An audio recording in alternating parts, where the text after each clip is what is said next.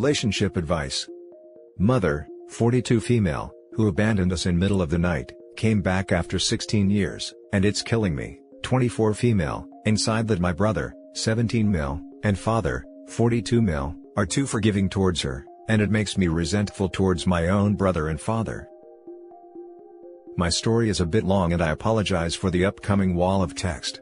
She and my father were high school sweethearts, who got pregnant at very early age of 17 and had me a month of their prom, and we lived in a rural place that's not big enough to be called a town, but still larger than your average village. Anyway, they settled themselves to a farmer's life after graduating and had my brother 7 years later, and she left us when my brother was only month and a half old baby. To this day, I can still remember waking up to get ready for school, and finding my father on the ground kneeling over and crying holding one of my notebooks. I was just a child at the time, and seeing my father curled up like that made me cry too, and that's when my father got a hold of his emotions and righted himself up to pick me up. She, in her hurry to leave, literally took a notebook from my school bag and wrote her half-assed excuses to why she was leaving us, how she never wanted kids, how she shouldn't have gotten pregnant, and how things should have turned out differently, and how this small town was smothering her around her neck. She needed to get away, and how the second child, my brother, was the final noose that wouldn't let her breathe. I learned what she wrote on that notebook, a year or so later when I found it in the drawers. She left with our truck and had someone deliver us the truck a month or so later, without even sending a word or anything. Just some guy came and said, "Here's your truck." My father was a mess afterwards, not taking care of the farm, stopped eating, started drinking. It was the fact that I stopped going to school to take care of my brother, while my aunt, her sister, and her husband's words that finally made him bounce back. But you could see he was sad for a lot of years, and still even after a decade, he would get all closed up around the time she left her on their anniversaries. It was us, Dad and I, who took care of my brother. I'd come back from the school, do the dishes that was left over from our breakfast, and take care of my brother until he was few years older. Then I slowly became the woman of the house, so to speak. I'd cook the food, do the dishes and take care of my brother after school, and my father would spend nearly all his waking hours trying to manage the farm. We weren't the richest people around, but with only one depressed adult and 2 small kids, we earned more than what we needed, and even saved up a bit for my brother's college fund. My father insisted that I should have one for myself as well, but I was spending too much time on domestic and farm-related stuff to actually focus on my studies, and if I have to be honest, I loved the farm, animals and taking care of my brother. Anyway, nearly a year ago she returned to visit her family, my aunt and us too, and she was planning settling back here permanently. We knew that she had a good few years of modeling, which led to her joining the staff of some sort of a magazine from our aunt, as she still called her from time to time.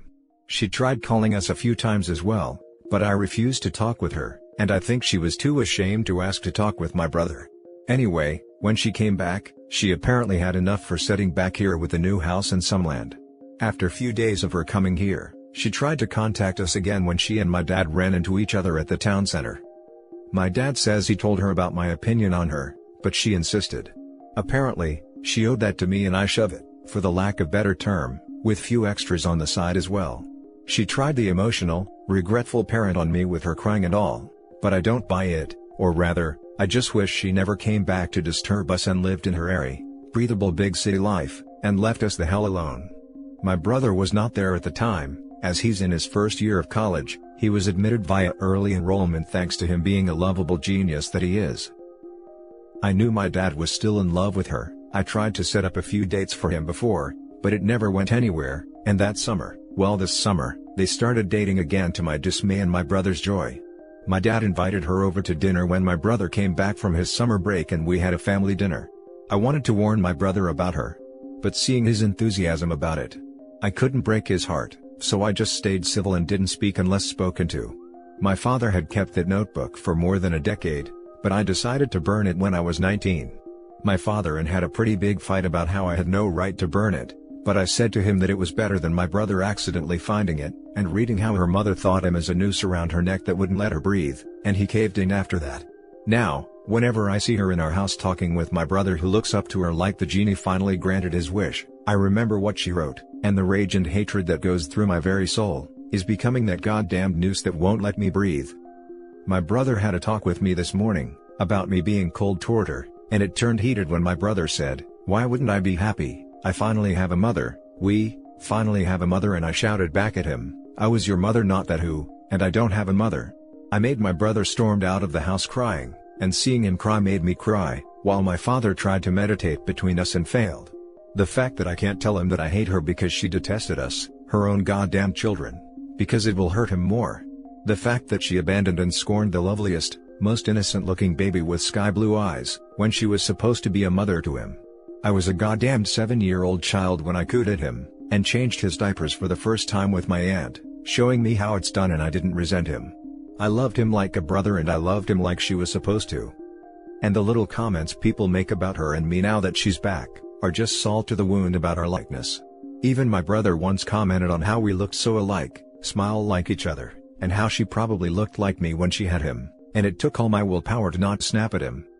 I know that being this bitter, cold person will drive my brother away, and I know I should stop if I wish to preserve this blissful moment, even though the cause is her, but I can't help it. The worst part is, since she came back, she's not the heartless piece of crap that left us. She never raised her voice when I cursed at her when my brother was not around, or told her to leave us alone, or when the time I asked if she was avoiding me because I shouldn't be born at all, and she's trying to fix a mistake by avoiding me. I once even told her that does she think about the noose when my brother hugs her, and she just looked like she was punched and got teary-eyed, but only apologized and didn't try to defend herself. I can't even enjoy hurting her. She doesn't fight back, she's not the monster I made her out to be, at least she isn't now. And the worst part, today made me resentful and tired, like I don't even have strength to feel emotions. I actually understand the resentfulness now. Am I truly just like her for resenting my brother for forgiving her, and calling her his mother when I raised him myself with a depressed father at home, when I was just a child myself? Or the fact that my father accepted her back so quickly, makes me see him as a weak-willed man that makes me question the respect I have for him? Did I resent the fact that I stayed here on the farm, not going to college? They made me skip a grade as well before my mother left us. Would I find some sort of new outlook on life at college that would make me more like my brother or father, and be happy instead of being resentful? I've vented quite a bit, and I'm sorry and thankful to you guys, as I think it let me unwind a bit. So my question is, what am I going to do now? Now for the top advice. Her abandonment is a trauma, and she can't expect to come back and think everything is okay, regardless of how your brother and father are reacting. Family therapy might be worth pursuing. Forgiveness is also a personal thing. I think you are judging them for their response, understandable, and they are judging you for yours. They need to accept that you're entitled to your feelings, and that things do not get fixed overnight. Likewise, you have to accept their reaction. I think you're in an impossible situation, and college might be good for you. You can focus on your life and your future, instead of sacrificing for your family. You didn't have a childhood and deserve to have your own life now. Even if you don't want to do family therapy, you could get a counselor and work on your own issues. This sounds incredibly painful, and I'm sorry you're going through this. Thanks. I am not sure about family therapy. None of us ever had professional help when it comes to mental health, and it feels like it would be such a claustrophobic, uncomfortable experience. It might be my lack of knowledge talking, but talking about our most inner thoughts and feelings as a family with a stranger chiming in on the side, I think I'm too bottled up for an experience like that, and I think I would explode or embarrass myself. I don't know what to do with myself. I love the farm, I really do. I love my animals, our LGDs, cattles, sheeps. I grew up with them and I love taking care of them, and I've never stayed a night in a big city as well, so I don't know if I could like the idea of living there. I remember wanting to be an archaeologist or a historian when I grew up, but I still read even as a farmer, so I don't know. Thanks again. You need to sit down with your father and talk with him, because he's the only person who knows the truth of the situation. But I don't think that's going to solve it for you. Please get yourself some therapy. It might be that you yourself need some separation from your family if they're going to welcome your mother back with open arms, without considering how it makes you feel being forced into the mother role at 7 years old. All the rage aside, I don't want to make them choose between myself and her either. I don't know what I want, but making them miserable is not on the list. I'm just exhausted and sad right now. This is a pretty emotional situation. Unfortunately, your brother will never understand the resentment you have for her, because he doesn't know, and shouldn't know, what she wrote and why she left, in the same way you and your dad does. I don't blame your dad for still loving her. He sounds like all he did for over a decade is do his best to survive without her, and never really moved on. You got hurt so much from her leaving. You, as a child, put the weight of your family on your shoulders. You took on responsibilities and an emotional burden that you never should have at such a young age. You needed to grieve the loss of your mother in your life too, but you didn't get to properly. And all of a sudden, she's back? Yeah, that's crappy as heck. She left all the childcare to you and your father. We could sit here all day talking about how messed up it was for your mom to leave, and then pop back up like nothing ever happened. She got to go on her own successful adventure for many years, doing her own thing and abandoning her family. She obviously is hurting from her own actions too, however, she has no idea what you are feeling. Everyone in your family is dealing with this differently, and I know it hurts you how easily your brother and dad could let the person who abandoned you all back in. I suggest you try to step back now. You're 24, you spent your life taking care of your family. I think it's time you think about yourself, not in the extreme way that your mother did, but like maybe try to get away from this for a while. Could you ask your aunt or any friends to go on a trip? Maybe you could go to school yourself and work on your future. Maybe move out for a while and just take everything in. I know you're feeling a lot of things right now, but maybe getting away from her is what you need again. Take some time to work out how you feel, without pushing away your dad and brother in a way that will hurt your relationship with them. Obviously, everyone is going to recommend therapy too, but seriously, just think about you right now. Now for the next story. Update. My twin sister, 25 female, reached out to me to apologize, and wants to make it up to me after 8 years of no contact. Original post. Long story short. My sister was the golden child, and I, 25 male, was the black sheep of the family. She could get away with anything and got everything she asked for, while I had and was always blamed for everything, punished for my sister's mistakes, and I had to beg for some of the basic necessities. Good thing is, I had some few friends who were there for me. Anyway, the last straw was when I was 17, I realized my parents were not planning to pay for my college tuition, and were planning to kick me out when I turned 18. To spare them the hustle, I just told them I was leaving, and their faces couldn't say more. Anyway, I left and couch surfed at a friend of mine's apartment, he was 20 and in college, and worked a few part-time jobs, joined the military in my country, am not from US, and now I'm in a better place than I was 6 to 8 years ago. A few weeks ago, my sister reached out to me on Instagram. It started as a small talk, catching up, then the topic switched and she started apologizing for treating me like crap and neglecting me. She asked me to forgive her and my parents, and asked me to visit them. She said they were all sorry for everything, and also, because dad was sick and has less than 6 months to live. I told her I don't want to talk about it, but I will let her know when I make my decision. I'm not wealthy, but I'm stable financially, leading below middle class to middle class life. I work 2 jobs and have a 2-bedroom apartment where I live with my girlfriend, and I take alcohol and I smoke weed. While she has a degree earning an almost 6-figure salary, and engaged to some guy who makes 5 times than what I make in a month. So, I don't think it's anything to do with the money or organ donation. It would be good to finally reconnect with my family for the first time. But still the trauma of being neglected lingers somewhere in the back of my head. Thank you, if you made it this far. Now for the top advice before reading the update. So, I was in a similar situation. Blamed for everything, brothers were perfect. I moved out at 15. I talked to my family maybe 3 to 4 times a year. My dad was on his deathbed a few years ago. I was at the hospital when the doctor told us to prepare ourselves for him not making it. When I was with him one-on-one, he cried and gave me a heartfelt apology for how he treated me. I was so touched. Then he got better. And things have not changed at all, and now I am even more hardened to my parents and family. I don't know about your sister and parents, but in my experience, they want to alleviate their own guilt, not to actually make anything up to you. Hey internet bro. I could have written that. Exactly the same experience. The second time it happened, I just told them good luck high five I don't give a crap, and boy did it feel good. My kids don't know those people are alive, and I intend to keep it that way. Therapy helped me a lot with distancing myself. If you still feel responsible for anything, I can highly recommend it. If your parents are sorry and want you to visit, then they need to tell you that. Your sister can't apologize for them. She can only apologize for herself. Agree with this. The parents need to confirm their intent. How convenient that when the dad is dying, is when they only decided to reach out. Funny that the parents couldn't tell you themselves that they're sorry. How freaking convenient. Yes, it's very telling, isn't it? There is almost certainly an ulterior motive here. OP doesn't think it has anything to do with finances or organ donation. My guess is a bone marrow transplant, but it could also just be to assuage a guilty conscience. Either way, it's got nothing to do with making things right for OP. And now for the update. And after taking some time to think, I thought it would be better to give a little update. So, my sister wrote a long email apologizing for treating me the way she did. She had a few reasons to treat me like she did.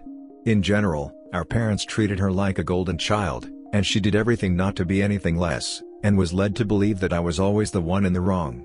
She always wanted to please her parents, but now she's grown and realized that what she did was horrible. She didn't mention anything about our sick dad, just her apologizing for her mistakes. Anyway, I told her if my parents really wanted to talk to me, they would have reached out to me themselves. And I was not willing to see my dad. She told me she understood, and that when our parents came to learn she had found my social media, they asked her whether there's any way she can convince me to go see them. So, she just let it slip like by the way, so she could tell her parents she tried.